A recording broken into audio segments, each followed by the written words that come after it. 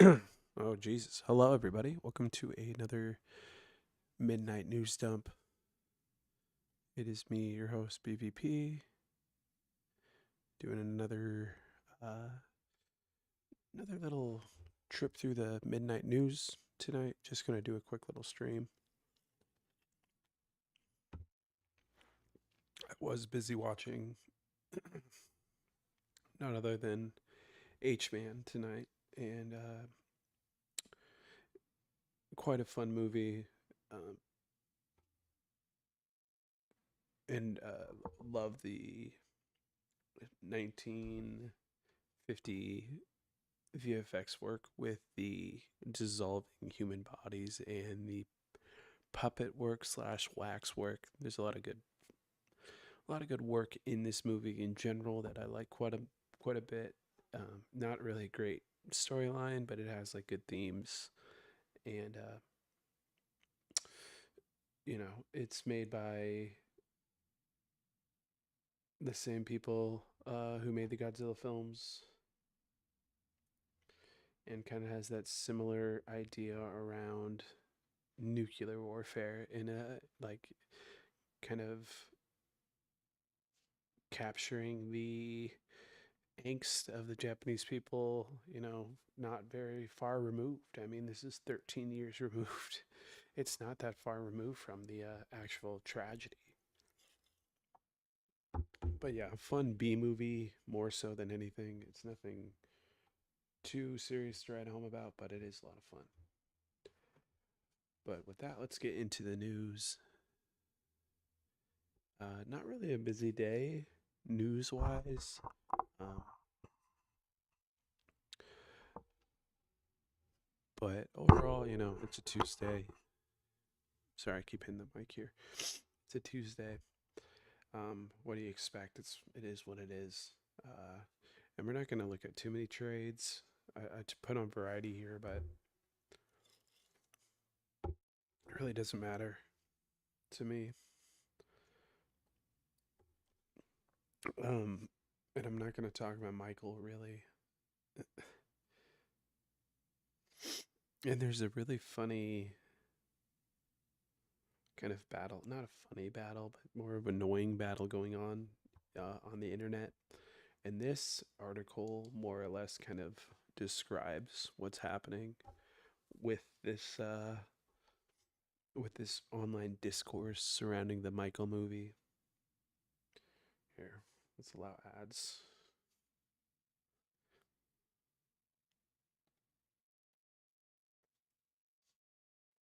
Sorry, sorry, website.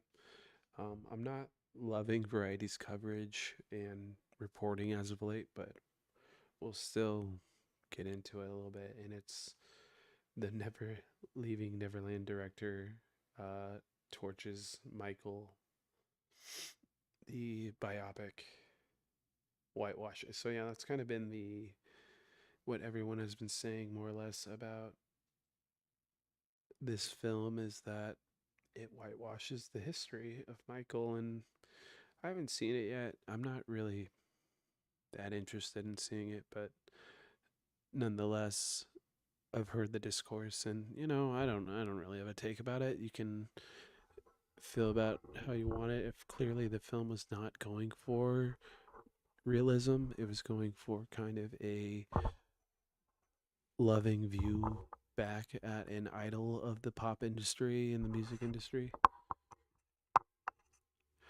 Sorry, trying to get my bearings here, but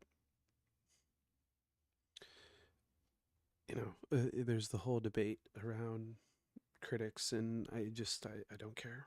I don't care about it. It's people are being obtuse, not really the people, not really critics, just audiences, to be honest. And I know a lot of people would probably disagree with my take about this, but I feel like people fundamentally don't understand like what a critic is as a part of the industry. They treat it as a monolith. They treat it as a one size fits all, and they are it's individuals coming, making one thing. And as I said earlier in the warning dump, that sounds, I can't call it that. I can't call it that. But in the morning hours, I need to find a better way to describe that. In the morning hours, we were discussing that, and it's just like I said, just people don't. They want to. Everyone wants to get upset online. Everyone wants to play victim to everything, and I get it. I get upset online too, but I think people need to learn to separate their emotional feelings, their emotions from their logical thinking, because they don't necessarily line up all the time, and people know that. So, more or less, I don't really care about this controversy. It doesn't really interest me.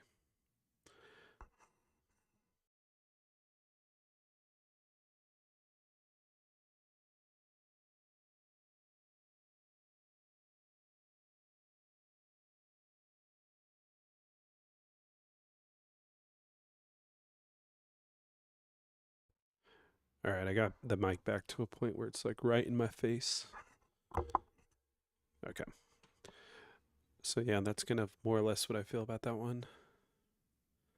Let's do this real quick. I'm sorry, I'm just going to move some things around.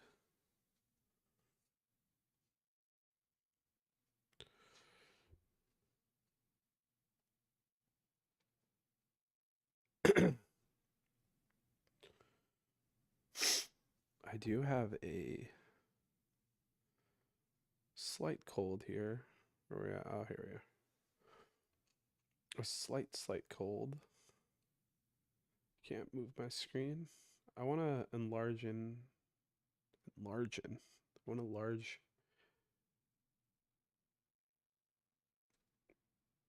my screen here.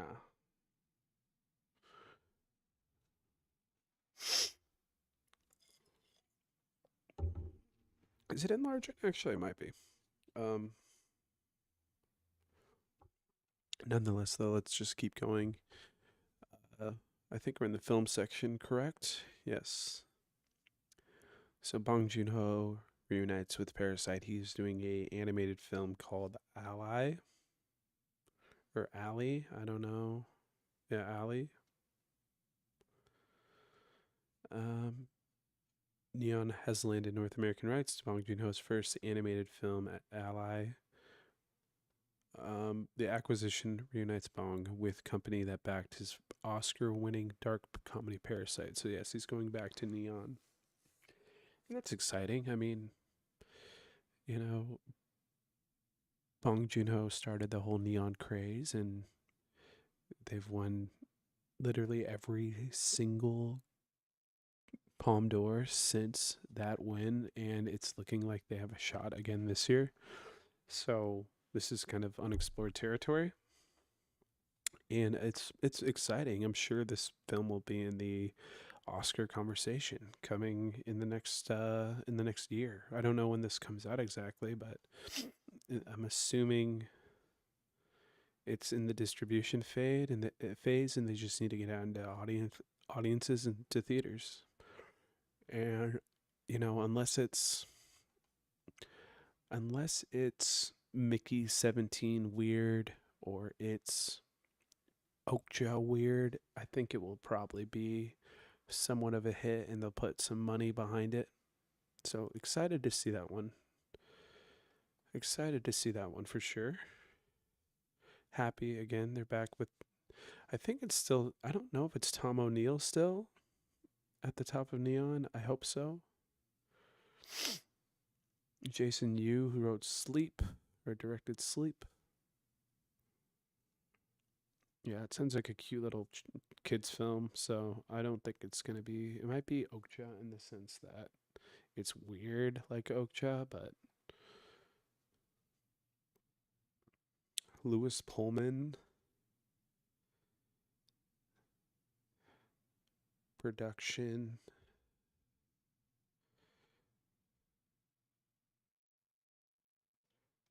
Thinner models were not fired from Devil Wears Prada 2, and there's Look, I can't, I don't want people to be mistreated in the workplace. And I get that most likely happens a lot in Hollywood, I'm sure. But these kind of pieces are a little meh for me. WGA West accuses its staffers of violence and intimidation as strike hits 10 weeks. Wait, there's a W. I didn't even know there's a.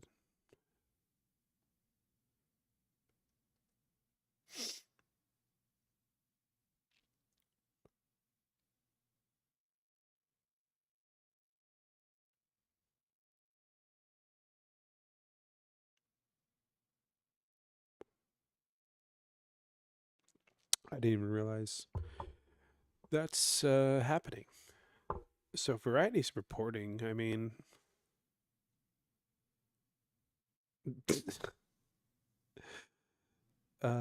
as I say that, I mean, just I don't find any of this. They aren't giving me the hard-hitting news I want. I'm not getting anything from this.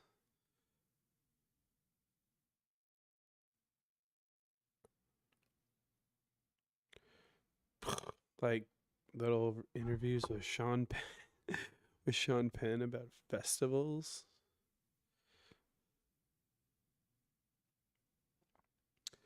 I don't know, man. I don't know. That's crazy. That's crazy. So the film news is not interesting, and maybe we'll come back to this in a little bit. But for now, let's get into some video game news. I was thinking about going to IGN. Yeah, you know what? Let's just do it. Let's just go to IGN. It's that time of day. It's that time of year, I haven't even looked at IGN in, I mostly look at, if I am going to watch anything IGN related or produced, it's going to be on YouTube. It's probably going to be a short that I didn't click on. But look, I'm not like, I do recognize there are significant problems with their reporting as well, and they seem to put the lowest amount of effort into everything that they do, at least in terms of their content strategy. However, they do a service, they still add a lot of hype. They're not always the most informed company in North America, but there's a lot of things to admire about them. At the same time, they've still lasted this long in a environment that really doesn't want them anymore at the end of the day. So let's look at some trending stories. Some trending gaming news, because I am curious to see what's happening in the world of gaming. Amen. Above Land Rhapsody, a 3-player co-op roguelite with wild weapons, announced for PC. So there is a trailer.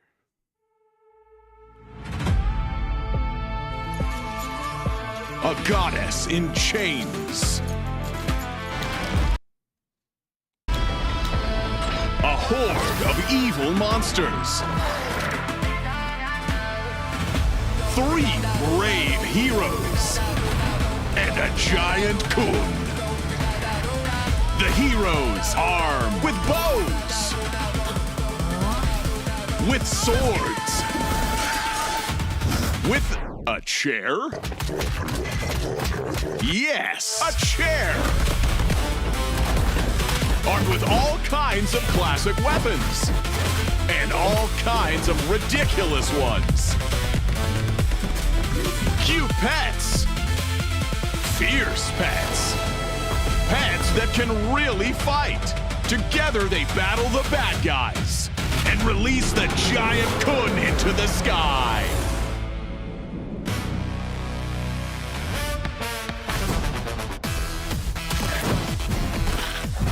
The basketball is awesome.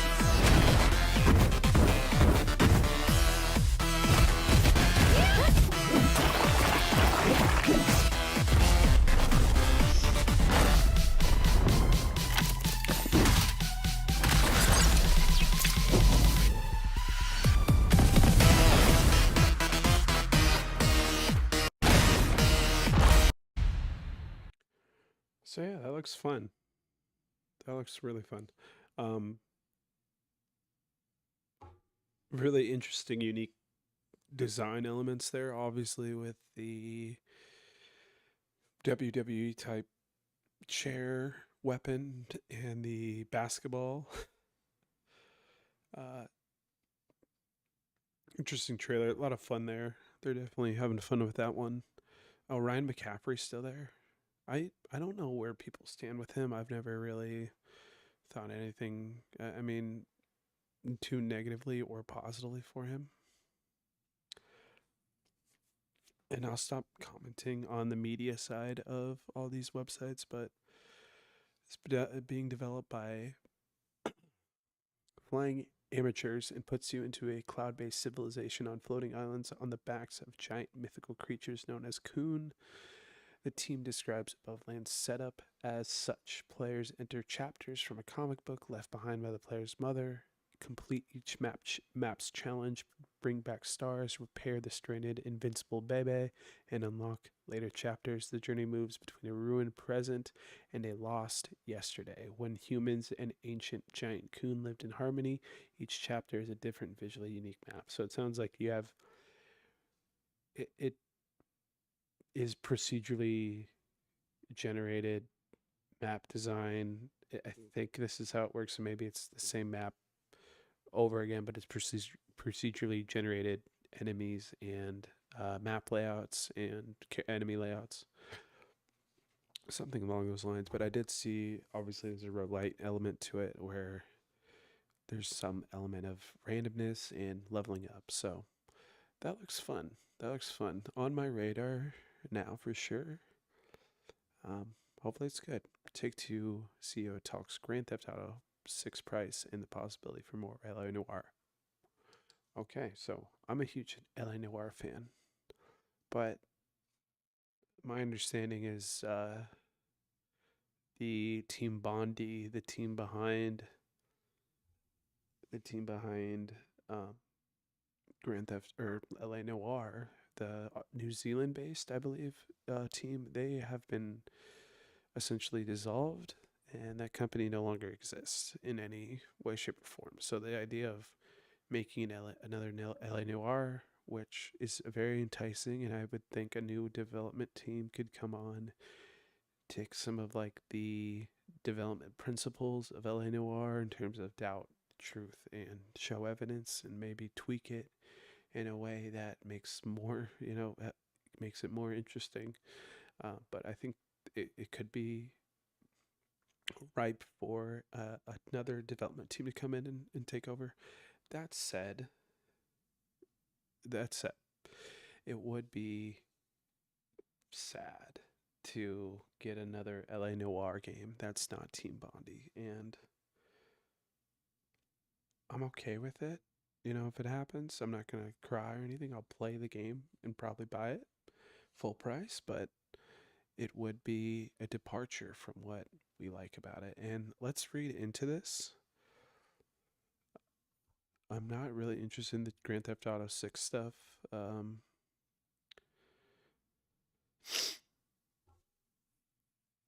So all these developers are going to talk about how inflation is not caught up to the video game market, and it's like, okay, sure.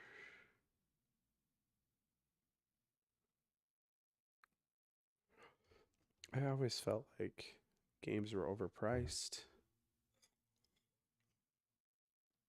to begin with, but at the same time, it does take a ton of money to make these things, and it does take a lot of return to see a profit on it as well too, and to, you know, keep a good reputation among the consumer base and among the industry at large. Where's the LA Noire? Here we go. Elsewhere in the talk, Zelnick gave some slim hope for fans of LA Noire that a sequel might happen one day. Broadly, we're looking at doing something in the future with all our intellectual property, he said. There's nothing to announce on LA Noire specifically. If there were, it would be Rockstar announcing it, not me. But in any case, with regard to our legacy IP, our team's always looking at what we have and we're always thinking about it. The question is, at any given time, do we have a team that's passionate about working on that? And I think that last sentence is the most important one there. That, you know, despite, you know, people wanting to have another LA Noire, it has to come from a place of creative expression, not profit driven. And I think he raises a good point here, and this is what I was referring to with Team Bondi in regards to Team Bondi, is that it's going to be a different project with a team that isn't the same team that did it in the past. It's not like it's, you know, and I don't know who's exactly at Rockstar. Maybe they kept some certain names and certain faces, like in directors or whatnot. I'd have to look into that, but overall, it's going to be a new experience. It's going to be a new product, and it doesn't really, like, as much as I want to give hope into this, what Zelnick says here is nothing. This is not any hope. This is nothing. This is just like a tease, kind of going down the rabbit hole of what could happen, but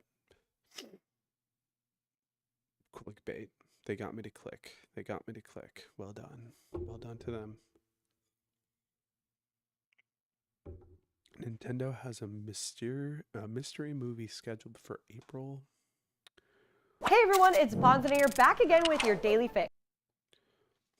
Oh, this is a Daily Fix episode. Could watch it. Evil Requiem DLC is about to drop, and I'll watch this later. Blood of Dawn Walker release date revealed. Okay. Stranger Things Tales from 85 renewed for season 2, and it's coming very soon. Love and Deep Space fans are reacting to a new, oddly familiar romance game. How do you charge the Steam controller? All single-player non-VR Denuvo games have allegedly been bypassed. What does that mean? Jurassic Park star. Yeah, I saw this today. This is good. This is very good. First of all, Sam Neill is a phenomenal actor and has been his entire career, and has given us so much amazing work in his life.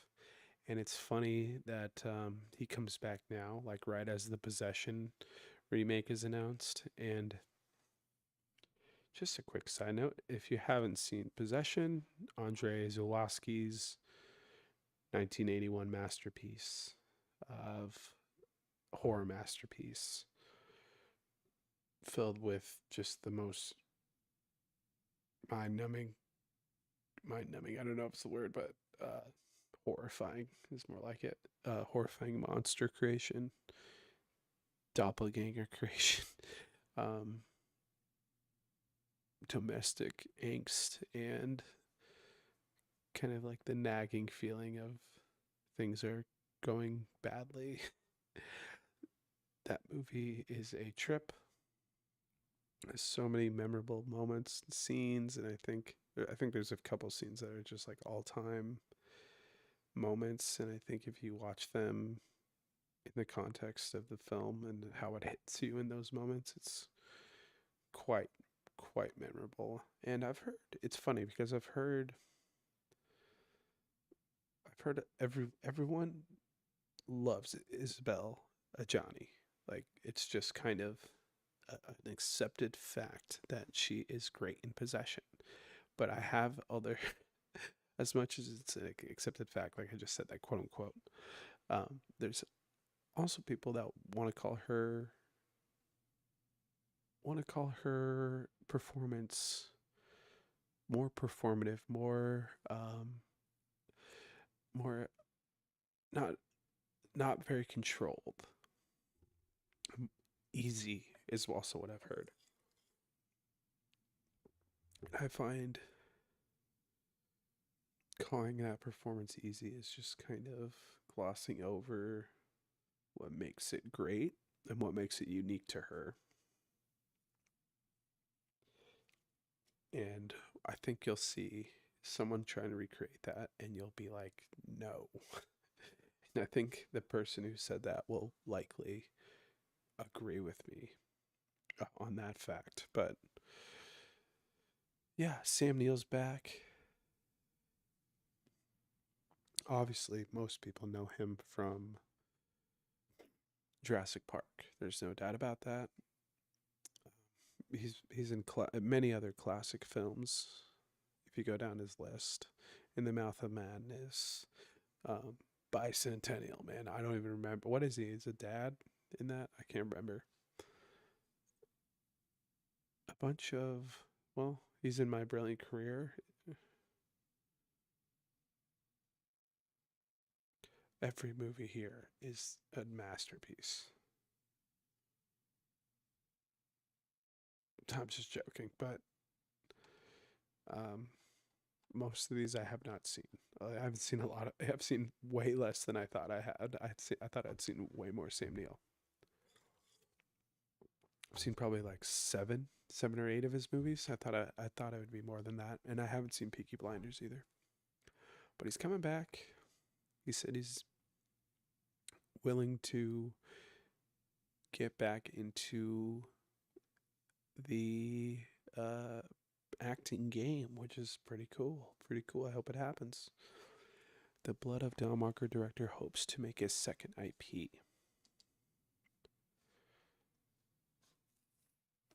And we're going to move on soon. I'm only going to go for another 5 minutes or so. Rebel Wolves may have not launched its first game yet. Blood of the Dawn Walker. Let's see this. Are we playing? Peggy 18.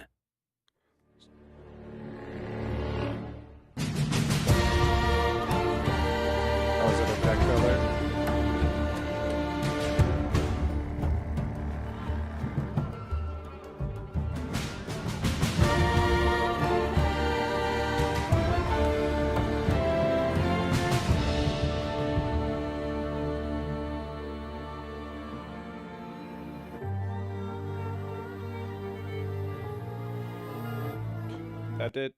That told me nothing. That told me literally nothing. Except that there's a steelbook.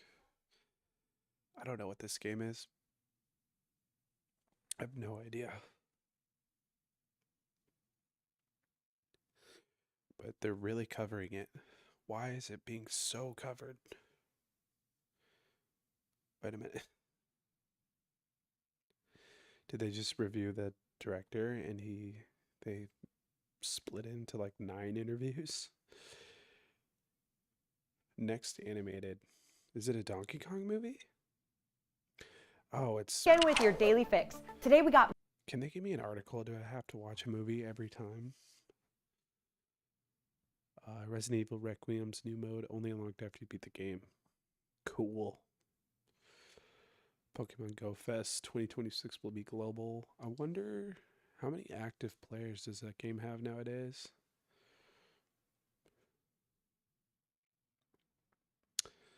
I was hoping this would say in the first couple paragraphs, but no, it does not.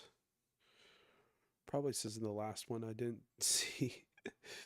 Phasmophobia gives much needed love to characters as new update introduces cosmetics and lore. Oh, that's cool.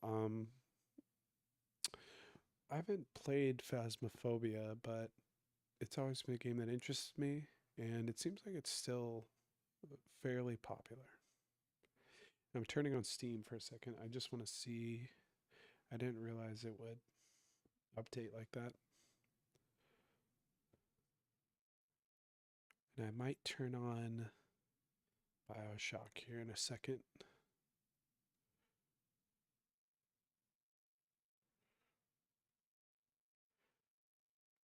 I thought I was in the gaming section, but am I just in the news section? Why is it PlayStation, Nintendo? Like, dude, just give me one broad thing here. I don't need all these.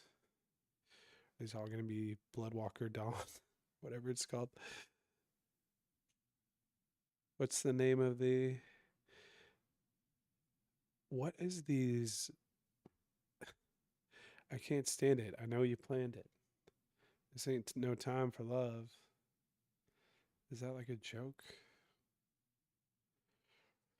PlayStation 5 appears to have quietly introduced DRM checks, prompting player confusion.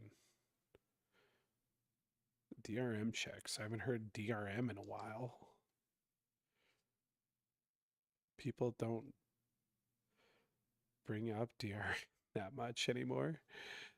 I don't think it really, I don't know the state of DRM, but I know it's a lot less intrusive as it used to be. Potential major DRM issue rolled out by PlayStation and Xbox as well, allegedly. All new PSN purchases now have a 30-day validation countdown. Already investigating to find out more details. Jesus.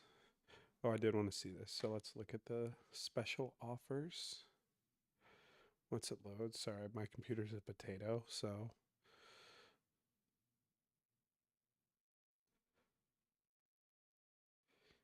Enshrouded. Is that it? That's it.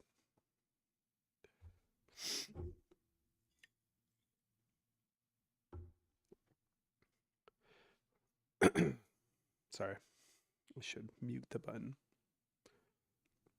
City Builder. What is it? Memoriapolis. Interesting. Political sim. I do like games like that, but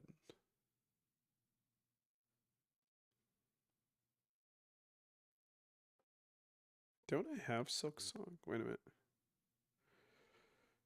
Did I buy Silksong?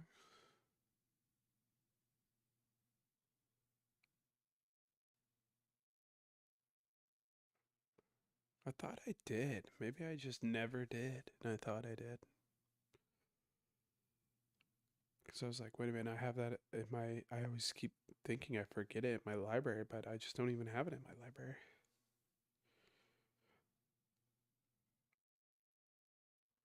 Xenonauts? No. Okay.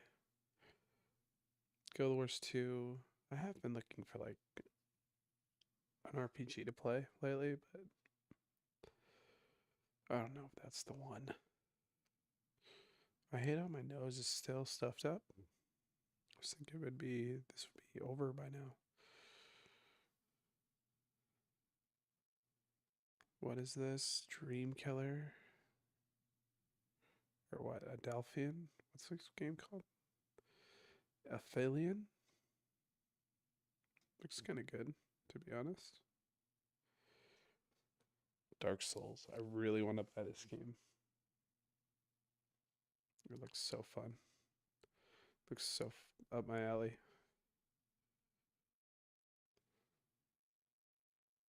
Spooky Western country. Is this a roguelike? Looks like it. No, it's not. It's not. Let's watch the trailer.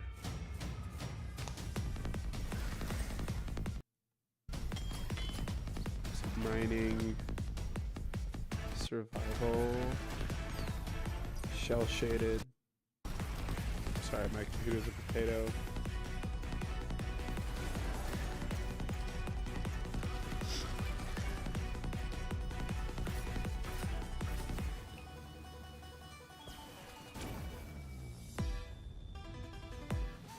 just a PvE.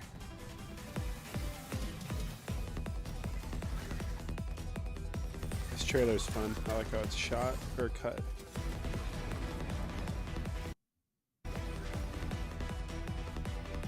Yeah, I'm sure I would have fun playing this.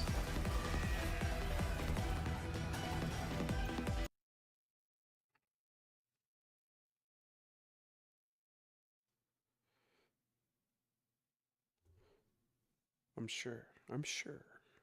I'm sure I'd have a good time. Global Rescue. Is this a procedural? I do like games like that, but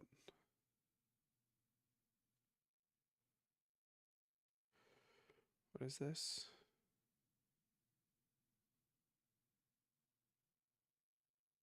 This is like bird watching. What is this? Walk around. Oh yeah, beautiful. Face me, face me. Oh, oh, oh! It's on my head. Got it. That was so wholesome.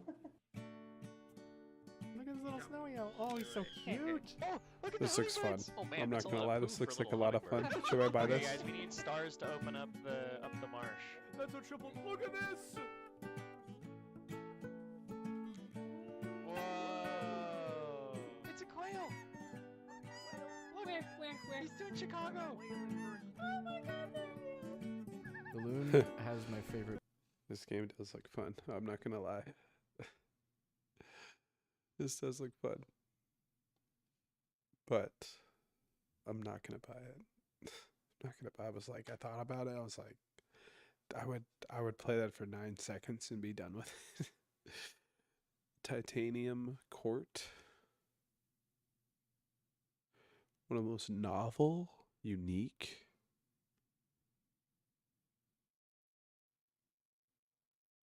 It just says this guy just said it's novel like 4 times. That's not gonna. It looks like a puzzle game. All right, I'm not really interested in puzzle games to be honest. Like at least I'm not in that sense. Level gas station or the last gas station. Shopkeeper, cozy, mystery, management. Interesting. I'm actually kind of like games like this, but not interested in that right now. Not interested right now. Absolutely not. Absolutely not. Okay. Legion Bound. What is this?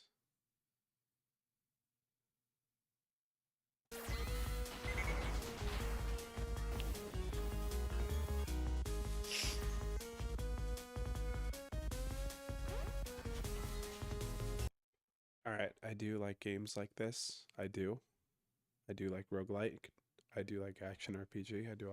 But I don't like the auto battler. I can't do the auto battler, so I'm out. With that, I'm out. This is Kevin O'Leary. And I am out. Okay? Horsey game.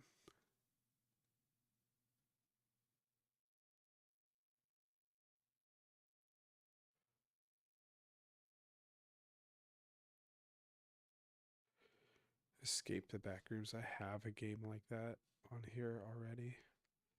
Under $10. Online co-op, horror. There's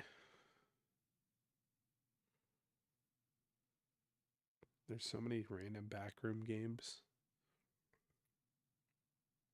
Some of them are fun, but like they're not that fun. Like they have a shelf life of about like 1 play.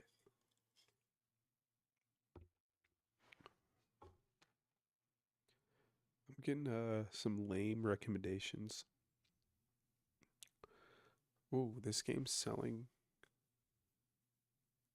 It looks like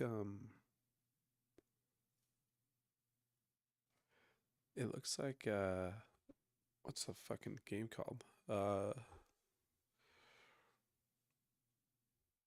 Sea of Thieves. I was like, why can't I think of that? Sea of Thieves. I do love me some Sea of Thieves. It does look like that. Let's see what else is on there. Is the Mouse PI game still pretty high. Oh, it's not even on here. Naraka Blade Point Battle Royale. To be honest, I'm getting over the Battle Royale genre overall. I'm just not that interested in it anymore. And it's surprising because I remember when that concept first like arrived in the public consciousness and I started playing it with my friends. That was like the best concept of all time for me. I was like, nothing will be better than this. Like 100 people and you get to go wherever you want. It just was fun to me, but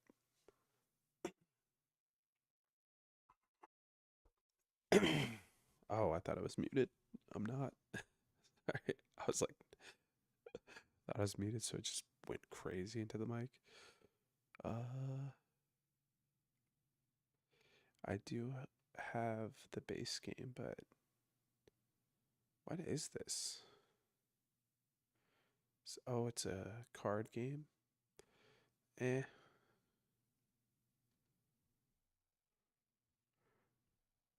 The Last Gas Station. Xenoverse 2. It's $5 or $6. It's not a bad deal. It's not a bad deal. Microsoft Flight Simulator. What's Bid King? It's got terrible reviews. Terrible. Here's Phasmophobia.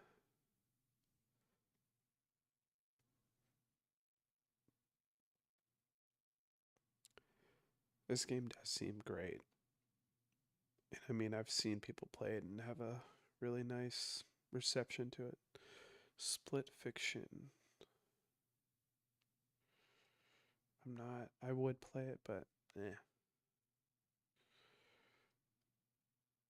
Anime Horses Cute. No, I'm okay, but thank you. Factorio, still $35. Wow.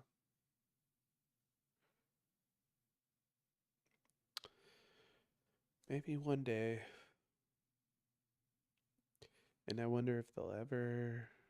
I mean, I haven't played City Skyline 2,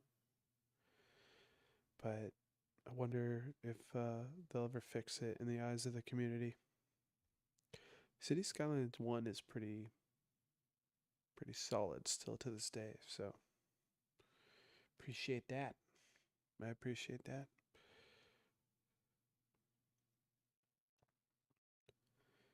Unity. I don't know. I'm just over the Assassin's Creed series. I know people still play it and like it, but Grounded.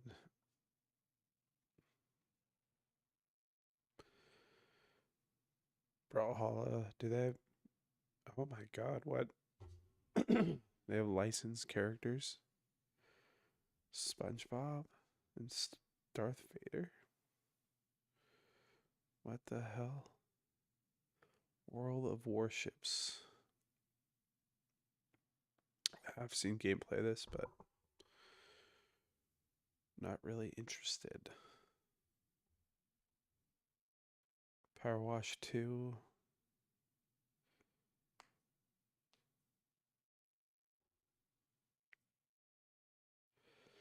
Gunfire Reborn. I do love a roguelike.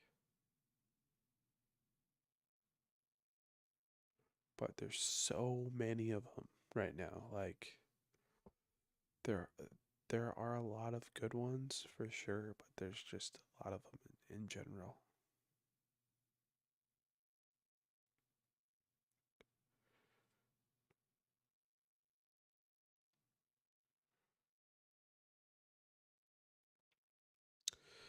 All right. I'm not going to go for too much longer. It's 12:30.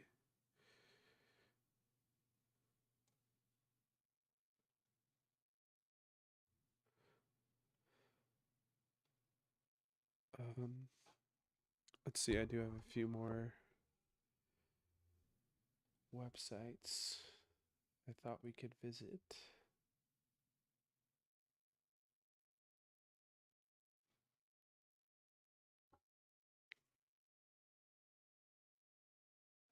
Esports Insider for one. I hate the meta. Let's see this. Let's see this because I don't know. I'm okay with the meta overall.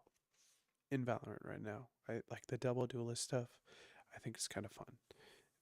But let's hear their argument, and I'm curious to read what they think about it.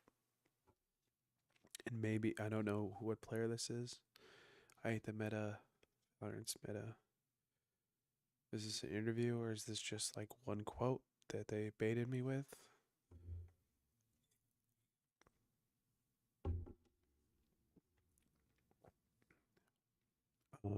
The first paragraph gives me nothing. Is this a story?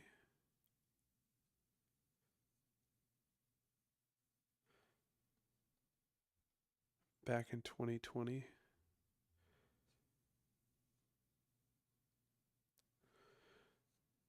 Valorant doesn't have hard counters in form of agents. This isn't our design philosophy. We think the game state is healthier if we're held accountable to ensuring no agent or agent facilitated strategy becomes so oppressive or unsolvable that a ban is the only choice.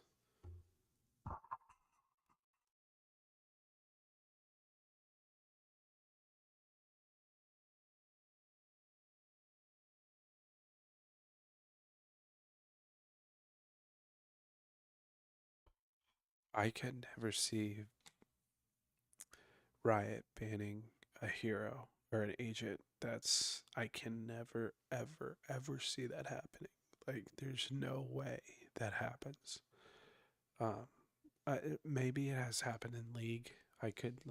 League might have had a situation where they've banned a character, but that is also a totally different situation, at least at the moment, because there's so many heroes in League of Legends as compared to Valorant, where there's like, I think 35 to 40. I can't remember, maybe 30 at this point.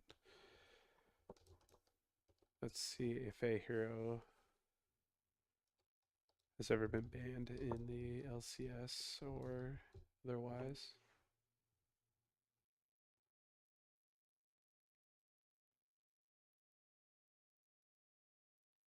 Let's see. So they say this happens a lot.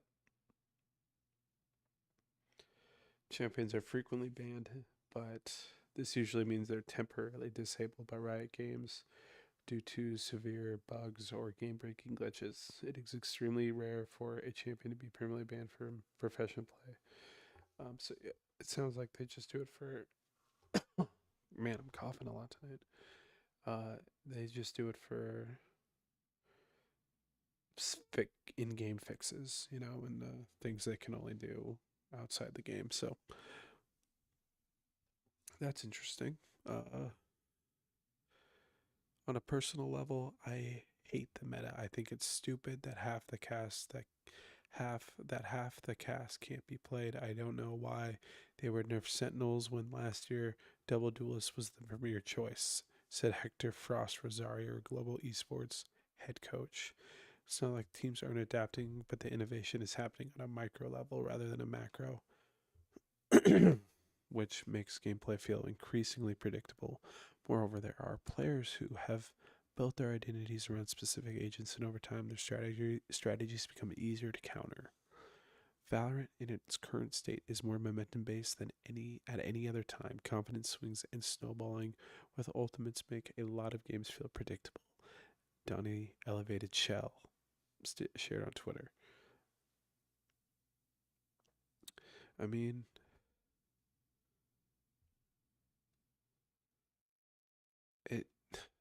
he's not wrong. He's not wrong. Like, none of these guys are wrong about anything. But I mean, yeah, it does happen a lot. I do think there's problems with this meta. not like big problems though, like small things they need to slightly adjust, you know? Like he's right with the momentum based swings of these olds, especially with these duelists. Like there's such round swinging olds like every time, and they're pretty accessible most of the time. And now teams are running two duelists every map. Like it's just becoming unsustainable.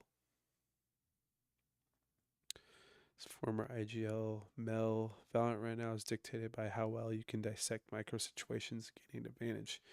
Taking favorable engagements equals strong executes equals king. I mean, I don't want to like say she's wrong. She's not wrong. It's just like, yeah, yeah. It's always it's not. How has that ever been different? It's always been that way. It's agent bans, blah blah blah.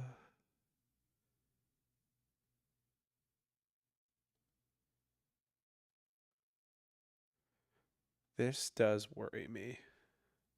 People were like, hey, it's just the opening, like kickoff was just the opening, week. It's no big deal. It's not a serious thing, blah blah blah. And I was just like, I don't know. It seems a little concerning. Like this seems like the game's gone a little stale. Yeah, like what they say here. Valorant esports has started to feel stale a little bit, a little bit. I still think it's really entertaining on many levels. I think, but my only problem, and this is just me specifically, like if I'm watching Valorant, I want to watch all four regions. I want to watch as much as I can and get a good feel for all the teams and like have a feel and take on everything. But it's so impossibly hard to watch all of them. The games are way too long. Like it's just too hard. You gotta like skip rounds. You gotta, and that's just it's not a huge thing. I could condense my watching to like two regions, and I don't even get every game, like far from it. But I do get a lot. But it is what it is. Implementing agent bans, yeah. While introduction of agent bans sounds exciting in theory, it's equally important to implement the system carefully. Yeah, I mean, agent bans would be interesting. Like if we're talking like, oh, I thought they were like, I misunderstood the prompt. Earlier. I thought they were talking about like banning an agent from the game. Sorry, I have a Smash background, and that's how I think about these games. But bans, I mean, that would be interesting. You could go like, you could really throw some curveballs at teams, I think, and maybe just like one or two bans. But they just ban like maybe like give a team first pick and then ban or something. I don't know. Let's see what they say. Starting with a single ban per team could be enough to assess the single bans per team. That could be interesting. For sure. But I don't know. There will be consequences. Kinzera's Valorant ban. I don't even want to get into that situation. It's just dumb. Like there's no reason you should be stupid on the internet. And like that type of stupid, like hateful stupid. Esports hype is dying, but events like Evo hold the answer. Stop trying to be mainstream. Yeah, obviously. Yeah, that's a good point. I mean,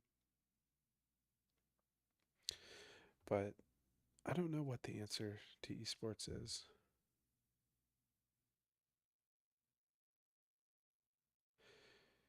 man, they criticize everything. I mean, I get it, that is predatory-ish, but I don't know. I've been marketed to by the military my whole life, and I've never been like, I want to go to the military. It's just like, I don't know, maybe I'd be obtuse about that. I don't want to get into that argument because I'm sure people have really strong opinions about that, and I do not. I just not as upset. I feel like, they need to make money right now in any way possible, sell their soul. What is this? I don't even know. I just saw Punk and I was like, I want to read this. Punk sweeps Street Fighter 6 into Origami Slams competition and Level Up Expo. Who was at this event? One of the four in a row with fourth place Fatal Fury placement. Hopefully, Ziva Japan coming up.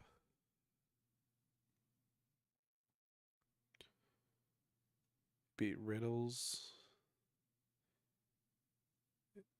They played NY Chris G. What was this event? This was I thought this was in. Oh, this was in the United States.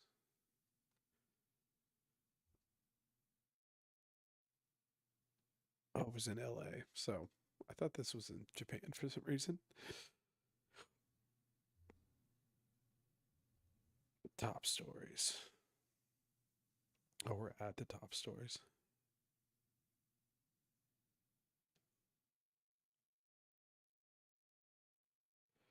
Oh, did I miss Viva Japan?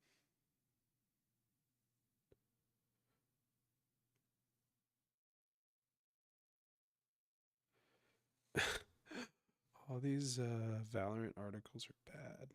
They're just bad news for Riot.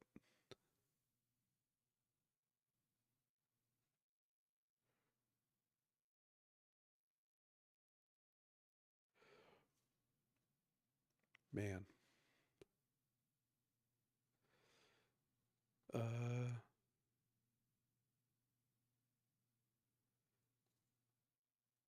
Yeah, I mean, I don't want to. I hope Game Changer stays around.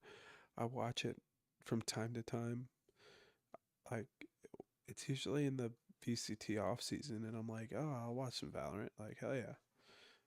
But other than that, I don't watch it a ton. I'm glad it's on though for people. I hope it stays relevant.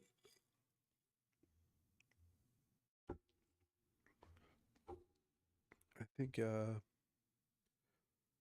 gives people space to play their game at their level or whatever. I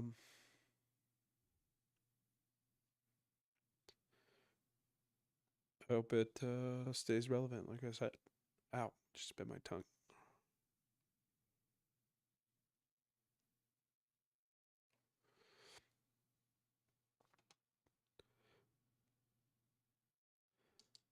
What? I don't even know this.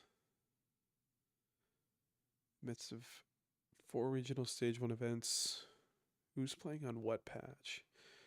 VCT, EMEA, and Americas have already adopted the latest major patch 12.06. Meanwhile, China has yet to make the switch, and Pacific won't move away from patch 12.05 until April 24th, 4 weeks into stage 1. This is so unfair. Every Valorant region approaching new patches differently is wild to me, commented Team Liquid assistant coach Daniel Yadozin Radzinski. Sorry, on social media. Some regions getting the patch later gives them smoother transitions into massive changes. On top of that, the patch timing differences can literally decide which playstyles, which teams make a deep run and qualify for international. Yeah, that is absolutely nonsense. That's nonsense. Because that's a competitive integrity issue. You're going to give a bunch of teams like more time with the meta before other regions have a chance. Like, and meta switches are tough. They're not always like easy. They're rarely successful early. Like, especially against a, but there's a chance neither of those regions really figure out the meta to the point of China or Pacific, and Pacific has been kind of meta defining as of late. So, and they're getting it. They should have gotten it already. So, their next games, I'm assuming they'll have that new patch. I haven't watched a ton of NA or EMA. I haven't watched any EMEA really. I've watched like a tiny bit from the start of stage 1, but I have not watched any more than that. But I have watched a little bit of NA, and it still seems to be like it's either like double duelist, double controller, and then see like double duelist, chamber comps, and not really anything like not really double initiator or double sentinel right now. It's mostly been like Viper double controller, and Viper is still kind of not really in the meta. She's pretty much outside the meta as it stands, but the meta's in an interesting point right now for sure. And I guess people hate it. As we read earlier, yeah, like I hate this meta is what this article says.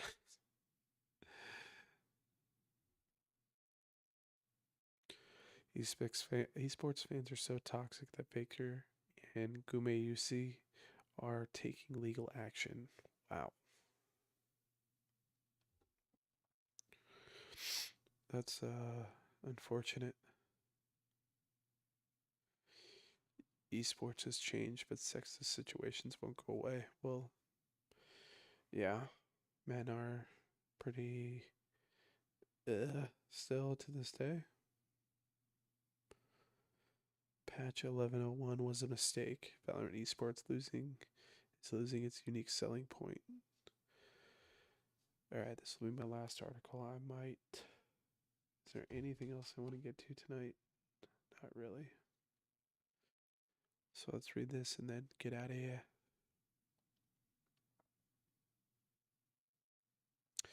In an attempt to reduce the ongoing duelist dominance, Riot has begun targeting this agent class with nerfs, starting with Yoru and Waylay. While these changes seem to balance out the previous power gap, duelist and other agent classes, they have also brought about a new concern. If Riot is going to go in this direction, you might as well just bring the barriers to spawn and just make it a different colored CS, like literally. And at that point, it might even be a better game, argued caster William Chobracho in a recent episode of the Valorant Talk Show Plat Chat. Because honestly, right now, it's just in the middle. It's not CS and it's not a hero shooter. So is Valorant Esports becoming too similar to Counter-Strike, its main competitor in the FPS genre, and is Riot slowly whittling down the unique selling point of its own product? However, this game developer made another promise back then. To be clear, in Project A, shooting matters. You don't kill with abilities. Abilities create tactical opportunities to take the right shot. Characters have abilities that augment their gunplay instead of fighting directly with their abilities. That's interesting. I feel like that's not necessarily how the game ended up, but I like the philosophy behind it, I guess.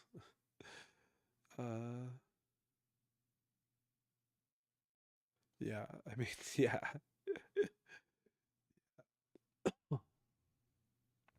To be honest, I've never seen that quote, or I've never seen the meme. Let's see the meme.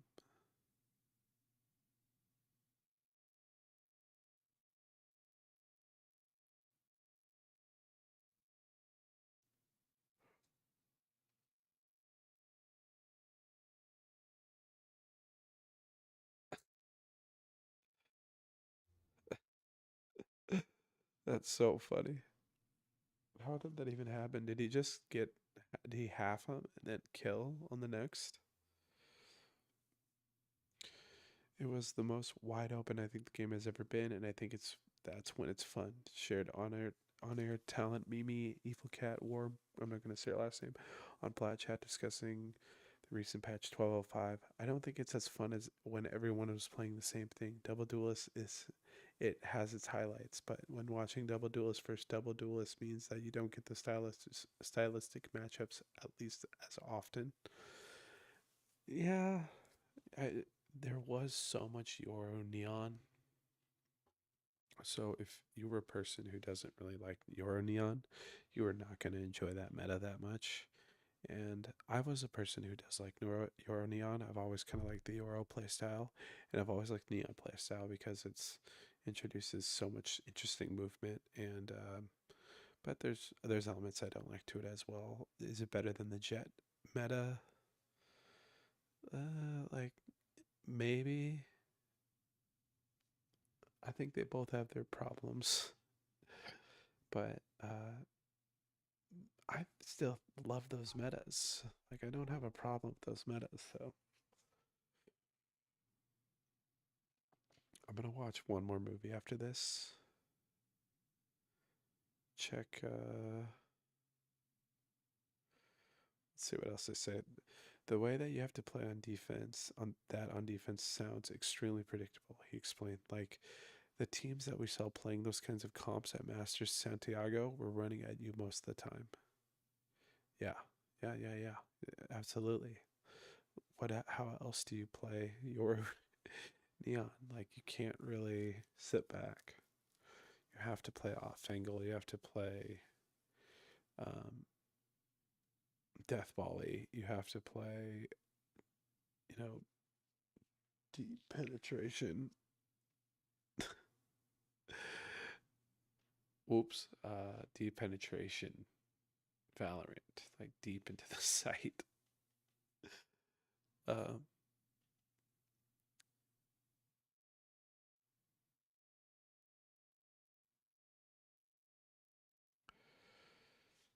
Yeah, and it's kind of difficult not to run at people because you don't have very much information. You have face-to-face face check for info, and you don't have escape mechanics. It reduces the number of tools you have to work with on defense. Yeah, absolutely. Like the information gathering of Yoru Neon is not nearly as effective as other previous comps, but they have so much firepower that it didn't matter. So I don't know. I don't know what people like exactly. I kind of prefer that style of play. Like maybe with more variety. Like I wish other agents were better. But let's see. It seems clear to me that Riot 3-4 years ago, whenever they were designing Clove and Mix had the idea that our next controller agents must be simple so that people will actually play them in ranked.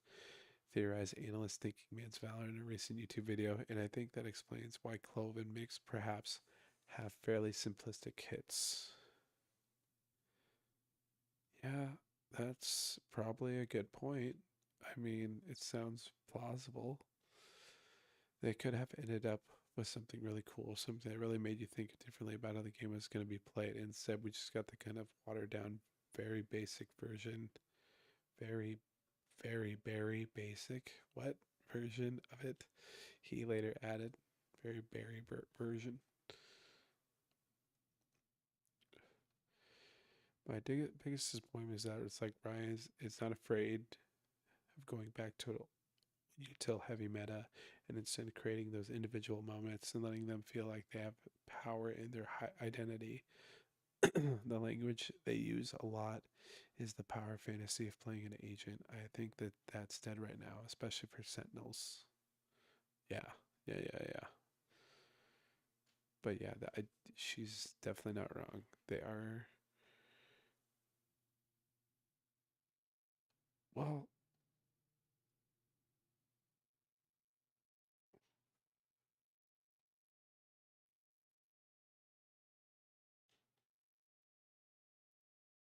she's not necessarily. Yeah, she's not wrong. She's not wrong. Trying to like find fault in that statement. And I'm like, no. Like, there's more snowbally util stuff right now in the game, but like, it's nothing. Is that Counter Strike? Gunplay's always been the best way to play, but now they've given no reason to even try with the other way.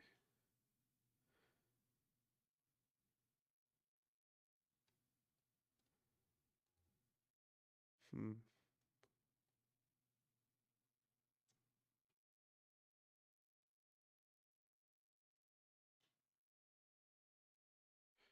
Patch 11.08 was a mistake.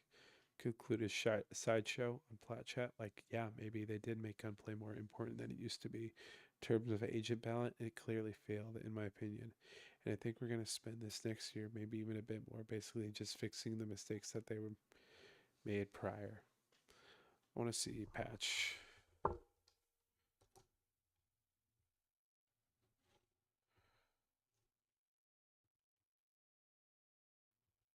see. Is this the Yoru? Is this the Yoru patch? Let's see.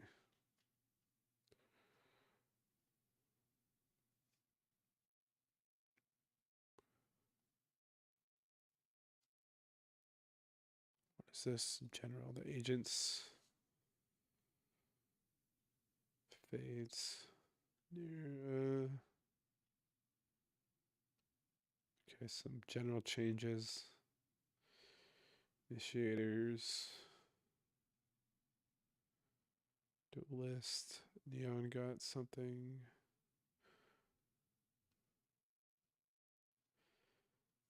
Is this the Nort Yoru?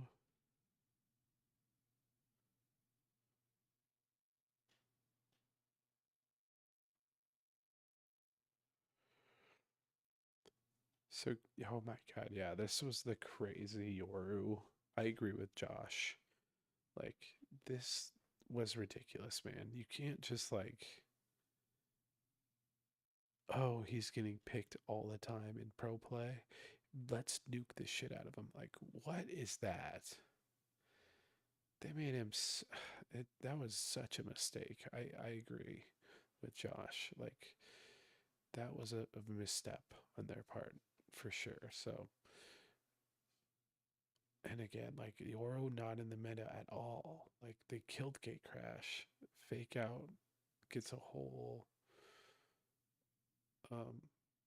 second taken off of it, and then just they hit everything. They hit everything, man, and they hit Waylay for the same sort of nonsense. Just making everything more or less effective for them. Reyna becomes nerf Reyna too. And Neon. What does Neon get?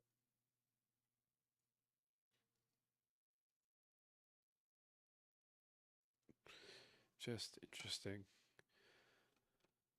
But yeah, that ought to do it for tonight. Before we go, actually, we'll do a few more things. We're not totally done yet. Man, I'm falling off my fucking chair right now.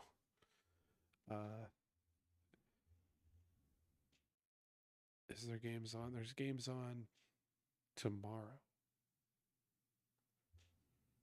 There's games on tomorrow, but not on today. There's games on at 6 a.m. tomorrow. What time is this? 8 a.m. Team Heretics versus Foot Esports. I'm pretty sure both these teams are in a bad location. Oh, I'm so wrong. See, this is how out of the loop I am with the EMEA. I haven't even looked at the fucking table in a while, and it's Team Heretics, who is third, so they're both in playoff position. Man, Foot playing well. Who's even on their squad? Is it UDJ? Yeah.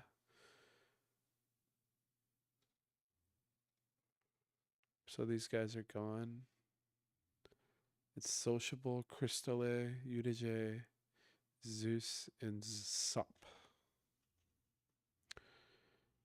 4-0. Let's see. Carmen Corp. Beat Team Liquid. Well done. Beat Gentle Mates. Where's Gentle Mates on this list? Are they competitive?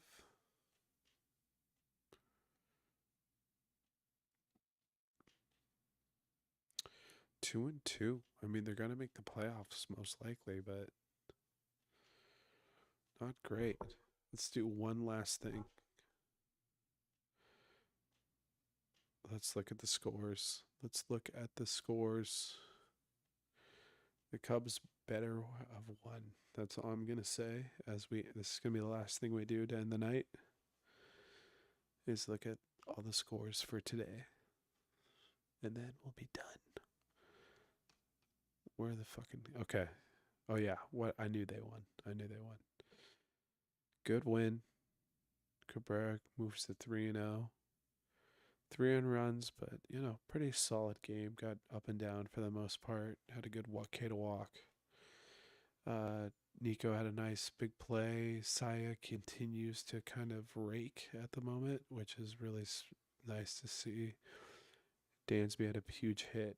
Pete had a huge home run as well, so he really sealed the game. So, huge win for the Cubbies. Huge win. Let's see who won around the league. Rays, Orioles, Reds won again. They're playing the Rockies, so but they're good. That's gonna be a tough team to beat in the Central, 100%. Corbin Burns. Yeah. Billy's gonna win. Nice to see him. Who they fire? They fire their manager this week. I can't remember his name. The Cardinals win over the Pirates, so both move into close to a tie record-wise, and then Blue Jays get a W. Mets get a win over the Nationals. Braves over the Tigers. Braves off to a rip-roaring start. Tigers look like they're crashing back down to earth a little bit. White Sox get a win. White Sox, not terrible. Brewers gonna win. Hate to see it. They slam the Diamondbacks. All right, then the Cubs, who are, I think, like 2 games behind the Reds, or they're like, I think it would be 2 games, yeah. And 2 games back in the last column. Let's just check on the NBA scores. I'm pretty sure I know won all 3. Yep. Spurs, Knicks, and then surprisingly the Celtics lost, but they did lose today.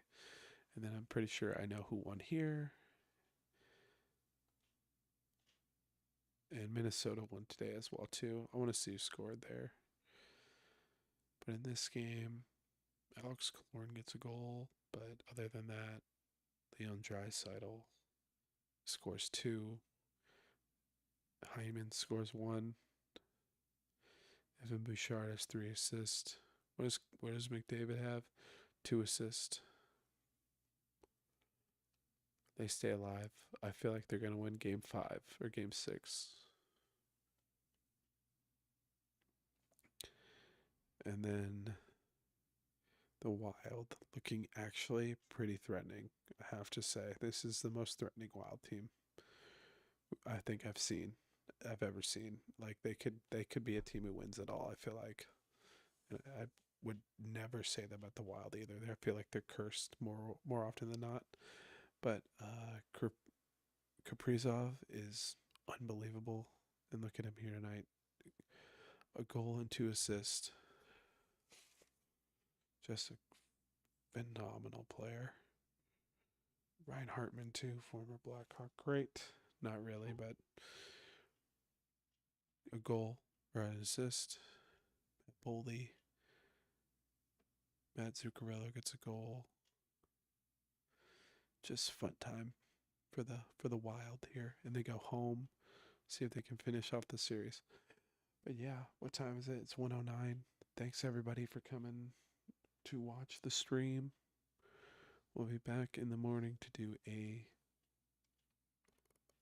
pick up for the morning. And I appreciate everybody who stopped in tonight. And I'll see you in the next one.